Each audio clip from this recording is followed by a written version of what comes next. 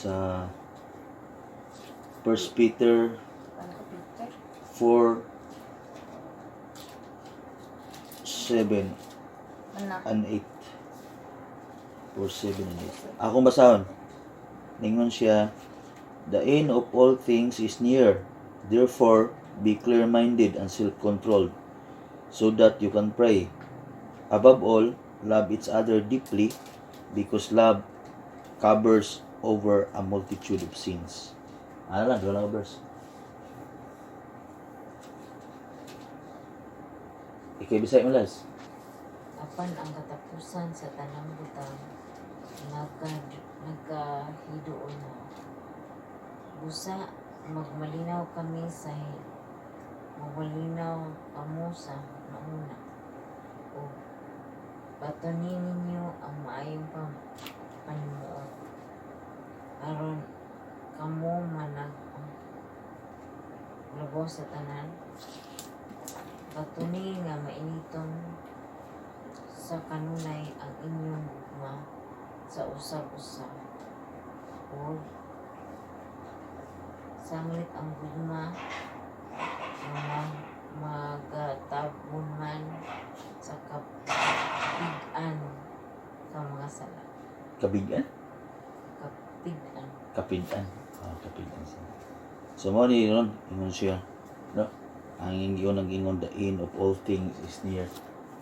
Diba? Kasagaran na naman rin bag-ugit ka ng kadung tagubat.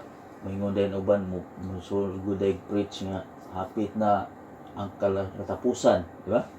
Nga na kay Bagyo. Kasi na, Bagyo Yolanda, linog pa pagkasunod.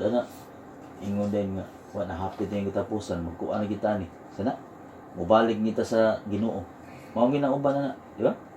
Karong pandemic na ubang lugar na katong dili mo to Ginoo, nagsugod na sila balik sa Ginoo gi sila. Nagpray na sila sa Ginoo ba. So anong paabuton pa mas uban no? Nga naay uyugon na ta ba? Tandugon na ta og trahedya, tandugon na ta og ibutang na ta sa sitwasyon nga dili ta komportable. Una ta mabalik sa Ginoo nga dugay naman ning gisuot ang Bible. Ningon man sa diri nga the end of all things is near. So meaning nasulat na sa daan.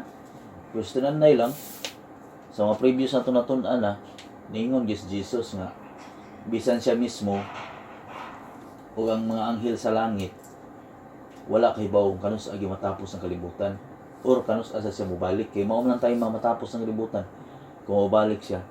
Ang bugtong lang nahibaw, mao ang Diyos nga mahan. Mao yung suwat sa Bible. So, ningon siya, therefore, be clear-minded. Dapat kuno, sa nang clear-minded. Sa tigingon niya Bisaya, no? Sa sabot ng clear-minded. Ningon siya, therefore, sa ato pa, ningon siya, sa man, no? Clear-minded. Sa Bisaya na. Maayong panimuot. Maayong panimuot niya. Kuhan pa yun, self-controlled. Duha ka butang yung giingon diri nga kinahanglan kuno balimpyuhan atong hunahuna nga at the same time makabaton ta og self-control para makaampo ta. Di ba?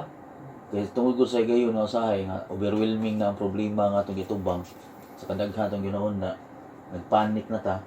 Dili na ta kuno nagtarong. Di ba? Nya dili na ta ka control sa atong kahadlok or discouragement or unsa pa atong gibati diha. Makalimot at pagampo. Bisan pag gisulti nas Ginoo nga ang pagampo is one week is a communication between niya nga every time nga naatay every time o every day or sa tanang higayon dapat nato siya i-acknowledge. Dapat nato siya istoryahon pinaagis pagampo kay ang pagampo mao man tayo mag-istorya sa Ginoo. Makisulti kaniya ba? So meaning dili lang sa ani nga sitwasyon. Pero ningon diri siya pagsuot ni Peter ani nga be clear-minded and self-control so that you can pray. So, inani yun na, kung makakita na ikaw mga senyales na moingon na ang kalibutan hapin na matapos. Pare na mo sa una ba? Pag abot na mo sa pag 1999, pag year 2000, ingon lang, matapos ang kalibutan, 2000. Mo ito na Y2K. Kano ka tumilas? Nainana ba? Matapos ang kalibutan, year 2000. Matapos na kalibutan pag year 2000. So, mga ito, nagpauso, nailagkan na marato na mulo. Hapit na mag year 2000. Oh. Na yung mga uban ka ng mga kulto nga bituo sila ana nga matapos yun na sa uban nagpasiugda bahin ana. So ilang gisakyan ang uban mao tong time pagputok atong naay mga ni hack sa Pentagon ana tong time may sa bato mga virus ng gawas dili virus nga inani rong virus nga physical virus nga mukurap sa imong file sa computer may nang gawas. Yamingon sa year 2000 mo tapos yung libutan. So niabot na lang ang 2000 wa gyapon. Ya bagahuman ang ubang mga grupo nga tinuhuan nagpredict po sila buwan. Ilang gibasihan ko ngayon na kanang Mayan calendar nga igabot ani nga year mo tapos kay nag-compute po sila year nga igabot ani tuiga mo tapos ang kalibutan kay ang tanang gisulti sa Bible natuma na. Gubat, batok nasod, batok nasod, ana. Nya mag-away ang pamilya, anak kontra sa amahan, inahan kontra sa anak. Ano ba? Ana siya pakita gyud kanang hitabo sa unang panahon hitabo na siya. Ang iya lang gibuingon niya nga wa mo takibaw kanus agi na siya ang gisulti lang gis Ginoo ang kanunay alerto ta ba. Be alert always. Kana bitong sige sag ingon kabantay mo nang ingon this Bible sig ingon nga sama sa amo nga ni Biya nya kamo mga sinaligan niya nga mukalit na siya balik nga wa siya pahibaw. So dapat kanunay mo ready nga nagtrabaho mo sa trabaho ipatrabaho niya nimo. Kung gi-assign ka niya aning butang nga isip usa ka kasulugoon niya. Niya ni biyahe sa ibalik niya kana maabtan na yung trabaho ana di ka maabtan niya nagtulog-tulog lang. Mo ingon sa Ginoo. Inaana ko nagakalit wala unannounced sa iyang pagbalik. Pero ingon siya nga naay mga sinyalis nga mobalik na siya. Mo nang uban gisakyan nila nga. Uy, hapit na mo tapos ang kalibutan gini coronavirus, grabe na kayo. Ila din pag year 2020 is the worst year ever do kuno kay. Naay tabo pagsugod lang sa January, disgrasya sa celebrity nga sikat kaayo. Ya kisa to nangamatay, ani tabo. Na sila mga ana ba? Nibuto ang bulkan, ana. Ya karon niabuting pandemic ng coronavirus. So, ningon sila. Mo sila ningon diri ang Bible magkuwang na to. Na nag-remind about anang butanga. So, tuod kay nagkaduol na ang gingon nila nga katapusan, which is what takibaw kanus pero na mga sinyalis ningon siya kinaandamo tong kailangan magampo kuno ni Ginoo. Instead nga magpanik ka kinalimpyuhan mo panahon na para may mo kang ready may mo kang andam kanunay no kasuy mo na sa inyong exam panik kay mo na rattle mo kanang mo kalit ingon get one whole sheet of paper or get 1/4 napatay time may gamay lang Wala oras ko kaso. wa kasuy pero di ano pila na ka years eskwela wa kasuy. Wa mo soy di na naka-intense ang iyong pag-study. Kami sa una, mo anang muestro. Gano ba? Uy, napatay 5 minutes, solve pa ni. Nabi subject sa una ba yana. Oh, kani siya na given oh solve ana ang muestro. Given man ni na formula. Oh, given solve. Oh, why 5 minutes human class. Mo ana to bantayan mingon ni siya. Oh, na 5 minutes. Matarantar ka. Mo sa gingon ni diri. Para di ta makut on guard, para di ta nga di ta pangandam. Ang iyang gisulti, ningon siya, ligtoy mo nauna, ug pagbaton og self-control para makaampo ka, makatawag ka sa Ginoo. Ningon siya, above all, love each other deeply. Ug gawas ana, higugma ang imong isig kaingon. Deeply, gid na term nga deeply, di ba? Di lang kay gugmaon nimo siya tungod kay naa kay makuha something diyan niya. Mo binay uban no? Amigohon ko siya kay something. Amigo ta kay nako. Nga na bitaw. Pero wala na siya makuha din nimo, di na siya amigo nimo. Di na siya tinuod nga gugma, ipakita. Ang iyang i-describe diri love above all, ug labaw sa tanan, sa above all. Higugma matag usa tungod kay ang gugma covers over a multitude of sin.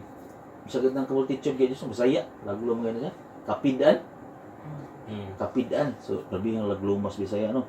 So, ingon siya, kaya ang gugma god, kung higugma sa katawag, sa unsa pa'y kadako og saan na niya, nakapala siya atraso nimo, mapapas na mo na siya, di ba?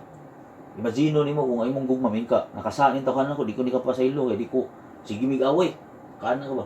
Sige gini siya pasingit ako, iya yung gidaot, nasa trabaho, kinitawanan, sige sumbong sa amo, or na kay kauban, sip-sip kayo, sige sumbong ato sa maestra, ano ba? Kung di ka kapasayloan na, niya, sa ato pa dili pag iya nakadako imong gugma niya. Kaya imagine nimo ang Ginoo ganiyo. Tungod sa kadako sa imong sa ang bugto nga ibayad ang iyang kamatayon lagi. Which is siya ang nagpakamatay para sa imuha. Yan na nakadako ang gugma sa Ginoo. Ningon si Peter diri, siya Aba bo labit sa other deeply nang mapakita ikag dakong gugma sa mong isig kaingon. Kuan siya. Nga mapakita gini mo ang gugma. Anak sa si Jesus kay before siya niadto sa langit. Ana siya love each other. Ya, para so that ang mga tao ma-recognize nga kamo ay mo. Mao ko na ilhanan sa iyang pagka mga disciple na naging gumaay sa tag-usa. Ingon. So mao ni atong iton anong gabi na about ani. Nga niwar na siya nga doon na. So dapat mag-ampo tagsigi.